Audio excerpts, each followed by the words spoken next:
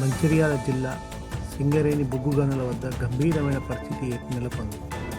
నిన్న రాత్రి నుండి కురుస్తున్న ఎడతెరిపి లేని భారీ వర్షం కారణంగా మందమరి మరియు శ్రీరాంపూర్, బెల్లంపల్లి ఏరియాలలోని కీలకమైన ఓపెన్ కాస్టుల గనుల్లో బొగ్గు ఉత్పత్తికి తీవ్ర అంతరాయం ఏర్పడింది.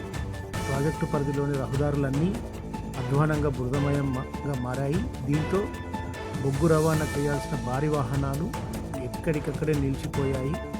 గనుల లోపల ఓబీ పనులు సైతం పూర్తిగా స్తంభించాయి.